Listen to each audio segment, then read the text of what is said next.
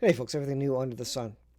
I've not done a video in a couple of days, and that's because I feel like I'm starting to disconnect a bit from the news. I know what is coming. I know prophetically what is coming, and it's imminent. It could come at any moment. World War III is underway, but the kinetic side of it could come very, very quickly to all of us. And that is likely in the form not of nuclear weapons, but significant cyber attack. What was I busy with Friday and Saturday? Well, I was busy doing tangible things where uh, I went out with a group of adults, youth, and young adults, and we did a winter camp where we literally took no tents allowed. We took some tarps, sleeping bags, whatever we had, machetes and axes, and we went and survived in the woods for a couple of days. An overnight is actually all it was, and that may sound insignificant, but many of the kids, many of the folks that went, hadn't really done that before. It was a new experience, and it was a blizzard, and it was cold. It was below zero temperatures, and they had to get through the night. They had to start a fire from scratch with one or two matches, and all the teams that were there were able to successfully do that. They all set up a shelter. Every single shelter was absolutely different. There was a teepee, there was a lean-to, there was a tarp tent, there was a makeshift cabin with tarps. There were lean-tos made under fallen over trees, and that sort of thing. And everybody had to create their own. There was teams of people, and they had to create their own shelter and start their own fire and cook their own food. And they did it, and they all learned something, and they all came home from that saying, you know what, that was very interesting, and if I did it again, I would do this. And that is invaluable information. When things go sideways, like, for example, if you lived in Ukraine right now, you would need some of that experience. And some of these young people, even adults, hadn't had that experience before. Simply the space and the opportunity and the time to think about a situation, think, I can't do it this way. How else can I do it? What can I use? What tools do I have at my disposal to get done what I need to get done? And what would it feel like living on much less, surviving in the elements, and dealing with the things that I come upon? And camping is great for that. And that's one of the that prepper survivalist sort of mentality. The only way you're going to learn is to get out there and start trying to do some of that. And you'll very, very quickly understand and learn what works and what doesn't work. You're going to always be learning, but at least each time you do it, you'll have a better idea of what you need. You'll be better prepared for when things get hard. There's a lot of stuff going on in the world right now, and obviously that's an understatement. Let's take a look at a couple of headlines. I guess what I wanted to portray and get across to you is that you need to get out there and start doing things now because time is short. We don't have a lot of time. Things are going to get hard. We will not be raptured out before all the hard times come. We will be here for persecution. We will be here for some hard times, economic collapse, even the four horsemen of the apocalypse. I believe we are here to experience that. We are not here to experience the wrath of God. We are not destined for that as we are saved in Jesus Christ. But you need to get ready for some hard times. Maybe you need to set aside YouTube, set aside the things of the world. I'm talking to myself. You need to set those things aside and start focusing on the things that matter: family, friends, community, the Lord, reading the Bible, understanding what is coming next, getting ready for it, being healthy. These are the things you need to be concerned about. We get in this doom loop and doom click all the end of the world apocalyptic videos and news. Meanwhile, we're not really learning anything. We're just hearing all the news. You need to go out there and learn it. And that's really what we were doing. So here's a quick look at what's happening. A Pennsylvania court, they went offline. Their website went offline after a cyber attack. Cyber attacks will be the cyber attacks will be how the rest of us know that World War III has officially started in earnest in terms of sort of quote unquote kinetic activity where, okay, nations are going head to head. It's no longer a proxy. When cyber attacks come in significant matter and take down ATMs, automatic teller machines, they take down websites all over. They take out the news websites. They take down communications, etc. You need to be ready for that.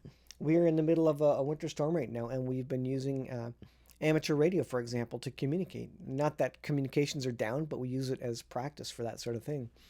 So be prepared. Communications will go down in Ukraine. They have been for a long time jamming GPS signals. Russia has for Ukraine. What if you didn't have your GPS? Do you use your GPS in your car every day? In your cell phone? Cell phones use GPS. What would they do without it?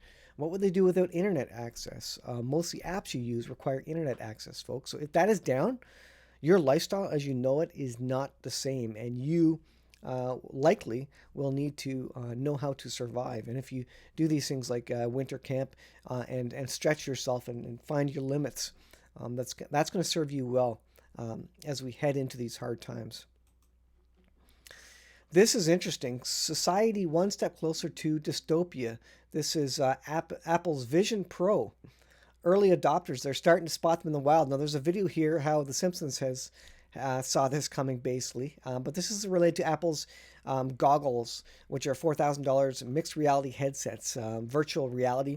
There's people driving them in cars now. This is a guy who's driving down the road in a Tesla, and he is typing on a virtual keyboard and with this thing on his face. And I believe the police pulled him over.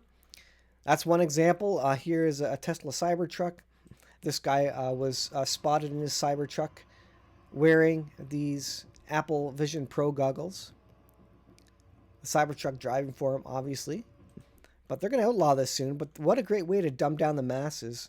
Put a virtual reality on their face and have them walking around watching videos and all this stuff. So all over, this is a Casey Neistat one, and this is an interesting video of Casey Neistat. He does a full review of these particular goggles, and it's fascinating. And he suggests that this is the future. If you want to dumb down the population, if you can't move anywhere because you're under curfew, you're under martial law, you're under house arrest, wouldn't it be great to have these goggles to keep you amused? You wouldn't even have to move anymore. It's just incredible. So interesting technology coming up. Can world governments use this in some manner to control and make the population docile and distract them from the things going on? Absolutely, they could. And that's the next big thing. All right, are we talking about internet cutting communications? Well, the Houthis vow escalation despite U.S. strikes could sabotage Western internet cables in the Red Sea. So Houthis, they're a proxy for Iran. Of course, the U.S. and Iran are stepping up the battles on, in terms of proxy forces, at least from Iran's side, in Iraq, in Syria. And this is something you need to pay attention to because, again, World War III is going to be a digital war. It's going to be cyber attacks. It's going to be removing communications, cell phones. When they do that, the regular population will go mad. They will be desperate. It will be Mad Max in the streets, and each nation will be desperate. They will be using all their army folks just to control the population from civil unrest. You don't need to drop nuclear weapons anymore. So I don't think there's going to be any significant nuclear weapons dropped anymore in the future. It's just going to be massive, total cyber attacks and communication breakdown. And what better time to implement the mark of the beast, a world-wide numbering system so that people know who exactly you are. And when you do participate in the online community, you will be certified and allowed to get on there so that they will keep the cyber attack and the hackers out of the system, right? What great way to do it. And by the way, because U.S. and Iran are fighting, oil prices are going to rise. You knew that, I knew that, and of course this fits the climate change agenda as well. Increase oil prices, get people driving less, get people to buy electric cars.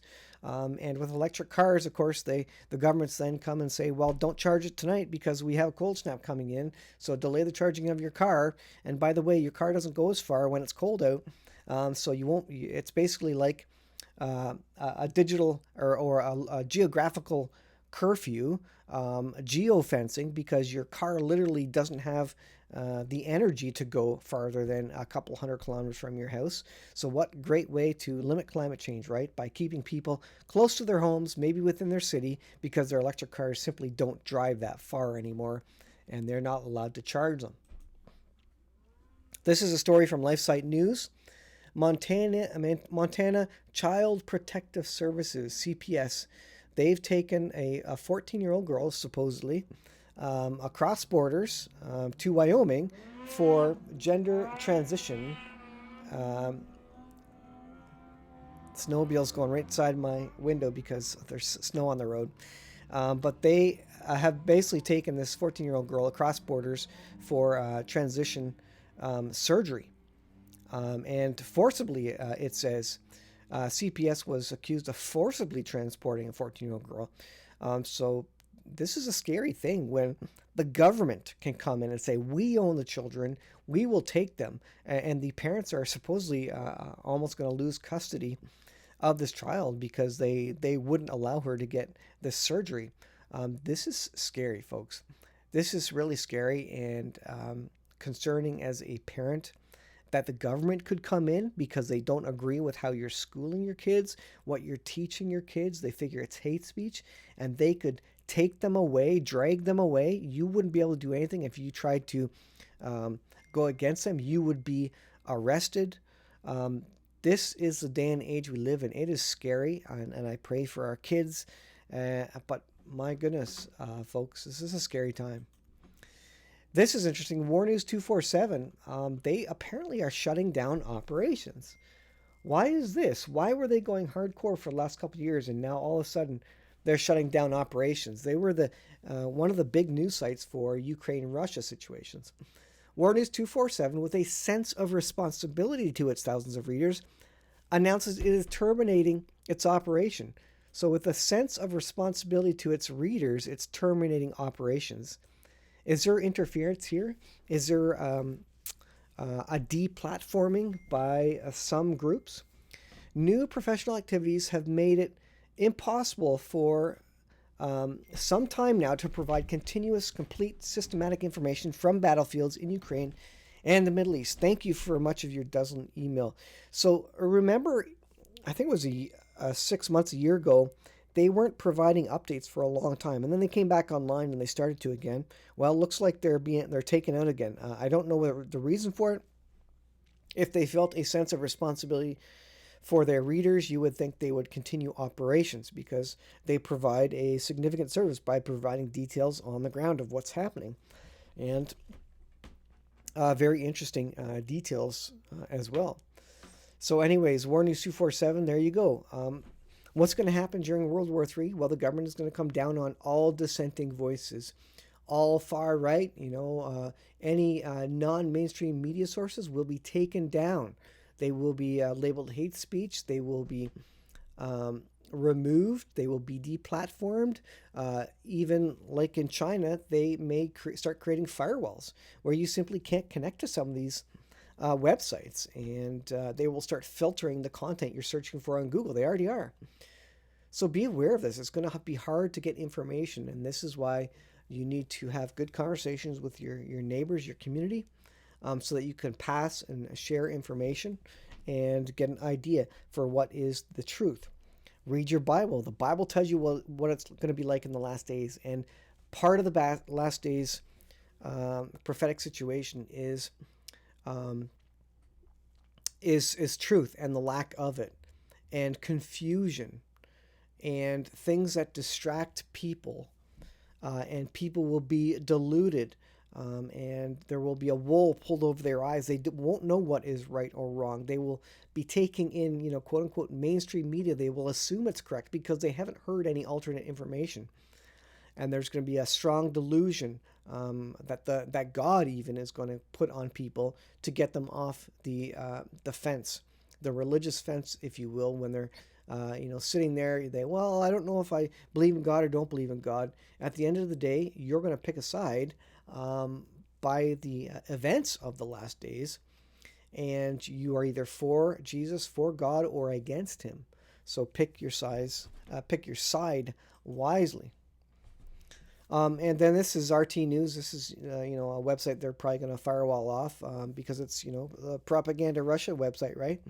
On the brink of disaster, Israel threatens Lebanon with war. So the Middle East is flaring up, as well as Iran, U.S. are battling, as NATO and Russia are battling in Ukraine, and that situation is escalating. And there's massive military drills on the U.S. West Coast. So pay attention, folks. Go watch Monkey Works on YouTube to find out about those operations and those military practices and drills that they're doing there. So I'll leave there, guys. I think you need to start weaning yourself off YouTube and start ensuring that the people around you are aware, have the skills and ability to support each other when things get hard, because I think they will be getting hard soon. I'll leave there, guys. Thanks for watching. We'll see you in the next video.